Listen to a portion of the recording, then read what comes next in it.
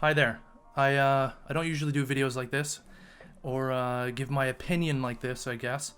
But I figured I'd have to after the new bill that the government has introduced in the past couple of days called Bill C-21 and its subsections. Basically, if you don't already know, what this bill is the whole guise of it. I just realized as I'm editing this part that what I'm about to say is not the actual purpose of the bill, but is one of the main parts of the bill. The purpose of the bill is an act to amend certain acts and to make certain consequential amendments to the Firearms Act. What I say next is actually one of the main parts. Is that they want to combat intimate partner and gender-based violence and self-harm involving firearms, and further crank down on more gun owners. And not only gun owners, actually, and this is the thing that I'm going to get into in this video. Now, starting out, I want to say, even if you're not a gun owner, this will affect you. If you don't think it can affect you, it might, and I will tell you how. Okay, so first of all, let's get into this first part. Combating intimate partner and gender-based violence and self-harm involving firearms. Someone please find me an example of when that has happened in Canada in the past, year. When does that happen? Please, that's something that does not happen. It is not a thing here. Also, I want to get into it, and this is a take that really gets people going, but it's unbelievably true, is that name me a mass shooting in Canada in the past 20 years that had to do with an AR-15 that was obtained legally, or any of these weapons that Trudeau wants to ban. Legally. That's the key word. Here's the thing. Remember that mass shooting? What was that, like a year? 2 years ago? It was a while ago in on the East Coast, where the man, he dressed like a police officer. He had a car did up to be like a police officer. He had illegal firearms. Skipping over the fact that impersonating a police officer and making a vehicle to look like a police car is highly illegal. He had illegal guns. He had illegal magazines. Probably very well could have had illegal ammunition. Nothing about that was illegal, obviously, in the slightest. Yet they want to punish everybody. Now, I want to say, I am a gun owner in this glorious nation, and I am an Airsoft player. Now, at first, you'd see this weapon, right? This replica of a 1911 handgun. I'd assume 45, because that's what it is. This is an Airsoft gun. Look at this. Designed to put a gas canister in here and fire it. This poses no harm to anyone unless I was to go up to your eyeball and shoot it, which I'm not going to, because I'm not psychotic. They want to take away all of this. And this goes out to the airsofters, the paintballers out there. Now listen, even if you think this doesn't affect you, if you're a war reenactor, even in the Napoleonic Wars, this will affect you. World War I, World War II, Vietnam, it doesn't matter. This will affect you. If you're a cosplayer, this will affect you. What happens when they go for the guns and next they go for a helmet? United Nations bump helmet. Made that myself. Or this. A fast, what is this? PT, I think? What if they want to come for that next? What if they want to come for your armored vest? Because it's not illegal to have that either, by the way. What if they want to come for, look at this. Some cheap Korean plastic Springer gun that I got for a prop. I got this as a prop because I, like others, am into filmmaking, among other things. Hey, this is after the fact, but now that I'm realizing it and watching this back while editing this, I just realized that this rule is probably not even going to apply to major filmmaking companies in Canada because, you know, the government's got to get some sort of revenue out of that and they want to make that bigger.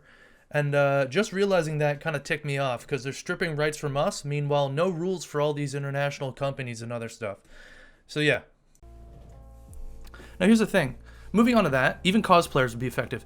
Anyone from real gun owners to airsofters to paintballers to cosplayers to war reenactors to entire families that have businesses to do with any of these things, and even including yourself, which may not be any of these, where do you think they're going to get the money for this? Taxes. All of this to buy back the guns, to implement these changes, to go through the motions of getting this bill in through the government and doing everything, and to going to confiscate all these weapons and further patrolling and policing for these weapons. It's ludicrous what they want to do. They want to strip us of our freedoms even further than they already have. And I think what they're going for is, I don't know if I coined this, but I feel like I did. I'm calling it the Australia effect. Now, the Australia effect, everyone knows Australia.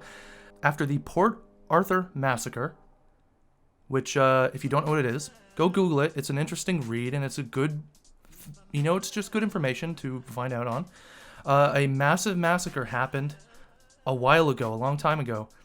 Well, not too long. In Port Arthur, which was Tasmania, I think. And that is basically why Australia clamped down on all gun owners and anything like that.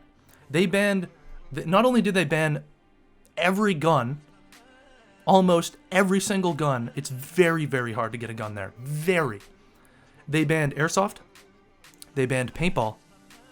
And I think they even banned some Nerf weapons and gel blasters. And even some water guns. Why?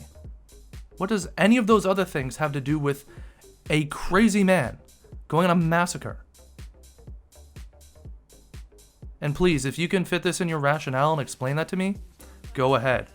But I can't guarantee that I'm even going to bother to listen to that logic roller coaster loophole that you'd make up in your mind for that. Now, Canada's on the way to becoming the Australia effect. We're going to have to call it the Canada effect. They're going to ban all those guns. Not only are they going to ban that, they're implementing red flag and yellow flag laws, which is a swatter's nightmare. If you don't know what a swatter is, Google swatting. It's when it's usually in video game terms when, let's say, someone gets angry at you. You killed them in a video game and they get angry. Somehow they learn where you are. They call the police. They say, I've got a bomb. I'm going to kill my parents. I'm going to blow up a courthouse. And then the SWAT teams go to your house. And very well, this has had people killed in the States. And I'm sure it's happened in Canada too. Look at this. Introduce a new red flag regime. I like how they're calling it regime too. You know what you're doing, Trudeau. That would enable anyone to make an application to a court for an order to immediately remove firearms for up to 30 days from anyone. And here's the thing. It says an individual that may pose a danger for themselves. I'm a gun owner. I live with roommates. I live in a major metropolitan area. Now, I have this out because it's an example. It is locked up and everything properly. I'm not stupid. I'm not a danger to them.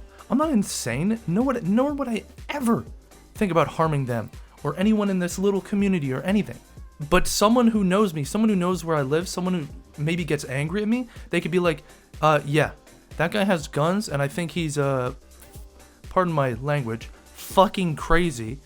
And then they can have my guns and probably everything else that I own that it looks like a gun that has to do with anything like tactical armor, helmets, you name it, taken away from me. They could even have my license suspended, taking away my freedoms because you, the angry person, want to be a tattletale.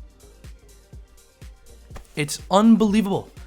We're heading for a dystopia that is ridiculous. And people who think this doesn't affect them, if you're a Canadian, first of all, I want to say, if you're a Canadian and you think that banning weapons will solve Canada's gun violence problem, first of all, please go on a news site that isn't like CBC or something. Please. Because the amount of illegal firearms in Canada is ridiculous. Banning the legal ones, like me, it's not going to stop any gun crime at all. I want to make that abundantly clear. In the cities, in Toronto, which a lot of people like to say it's Canada's Detroit. Sure, you can figure out why, because of all the handgun violence. Not going to stop anything. Those people do not own those weapons legally. Speaking of that, Australia? Remember Australia? That country I was talking about too? Where they banned every weapon? They still have armed fucking hijackings, armed robberies with actual assault weapons.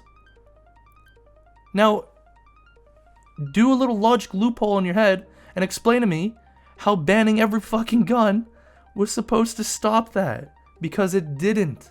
So what it says, it's also increasing the maximum penalties for firearms trafficking, smuggling, and related offenses. Good. That's good. Keep that in there. Remove that other stuff I just talked about, though. Supporting municipalities. Now, here's something I want to go over. Supporting municipalities that wish to restrict handguns. There's not that many legal handgun owners in Canada. I mean, there's a lot, but it's not like America. And none of those have been crimes. None of these people have done crimes. They take it out to the range and they shoot steel targets for fun. Why would you want to restrict handguns? Is that going to stop the gangster that got a smuggled firearm? No. Oh my God. Look at Brazil. Look at Argentina. Look at Japan. Look at Australia. Look at the UK. Explain to me how in those areas there's still handgun crime and firearm crime going on. Even hand grenade crime in the UK. Explain to me how that stuff still goes on, yet they've banned all these weapons. They've done more than we have, and it still goes on. Explain to me how this will help protect us at all. Here's a good one. Anti-gang programming, providing $250 million over 5 years, starting in 2021 and 2022, to municipalities and indigenous communities to support anti-gang programming and prevention programs for youth at risk. This is great. I like this. Good. Prevent the kids from joining gangs and being stupid. That's good. Now here's the thing. Ensure mid-velocity replica firearms are prohibited.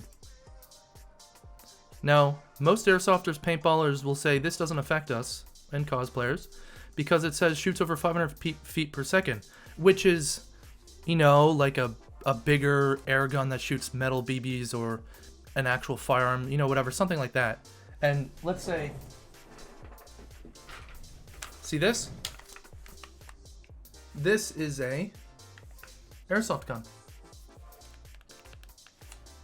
This is not real, nor does this shoot a real bullet. Looks real though. And oh my God, this could cause a crime. Someone could go around like a madman and pretending to be a criminal. No, they won't. And they don't. But that could be banned. Why can that be banned? Just because it looks like that?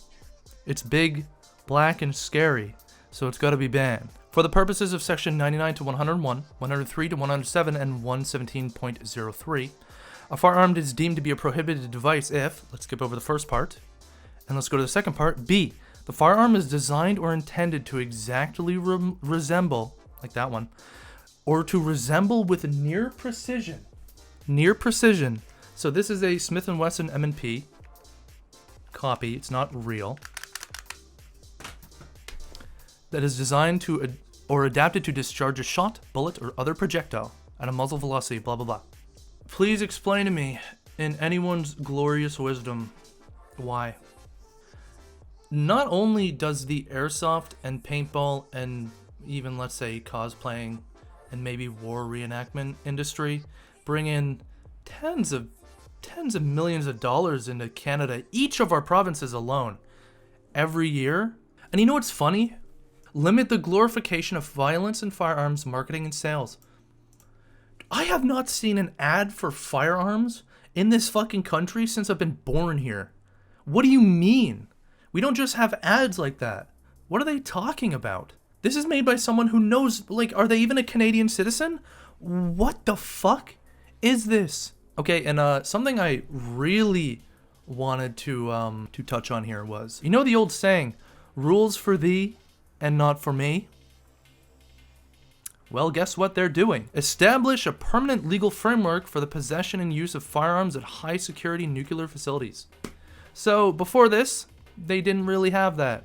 But the government wants to take away our guns, meanwhile letting more people at their nuclear facilities to have guns to protect the nuclear facilities. And now you may say, well, yes, nuclear facilities should be protected. But then it's, okay, if we're such a peaceful fucking country, why are we doing this? Why do we have all these nuclear facilities set up? Why do we need to be prepared if our citizens can't be prepared? Explain it. Explain it to me. Explain this whole bill to me like I am a 5th grader, please. Because I'm clearly not grasping it, why this needs to happen. And now, I know a lot of you seeing this might not be Canadian citizens. A lot of you seeing this might be international citizens, you know, elsewhere, or Americans, or well, Mexicans maybe. You know, here's the thing. If you know anyone who's Canadian, spread this to them, please, for the love of God. And tell them to sign, if you know a Canadian citizen, or you are a Canadian citizen, don't sign these change.org stuff. Sign the House of Commons official petition. Please. They don't look at change.org stuff. Sign the House of Commons petitions. Please. So that it might be noticed. Because you want to know what? When that shooting happened, there was a House of Commons petition, and it was the most signed petition in our nation's history. An official petition to the House of Commons to repeal the bill to ban those firearms. The most signed in our nation's history out of anything there ever has been. And guess what?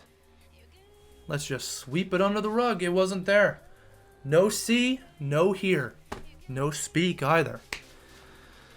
It's ridiculous.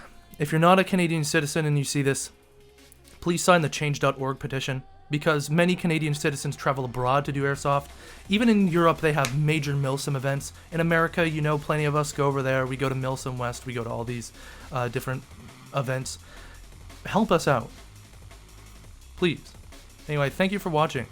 I'd also like to add, if you're an American with a business and you'd like to sponsor a Canadian work visa, me, to work in your country, please, by God, do it. I'm very fluent in video editing programs, audio production, sound design, you name it, media, I've done it. I worked professionally as a videographer, video editor, and in the radio industry, among other things, and in the music industry, I've professionally made tracks, things like that. Please contact me at the email right here, and we can get into it, because frankly, I don't want to be in Canada anymore. This place is going down the tubes, and it's going to turn into a Britain 2.0, where we're not going to be able to say, think, see, do anything, and we're going to get stabbed in the street or acid attacked, because that's what criminals are going to be left to. Oh yeah, and the illegal handguns that they already have and already have networked. Anyway, spread this video to whoever you can. Please, for the love of God, get some light on this subject. Get them to overturn this, please. Like, come on. Anyway, thank you. You know, this isn't my normal style of video. More meme videos and whatever coming soon, because, you know, it takes a little bit of time. So, enjoy.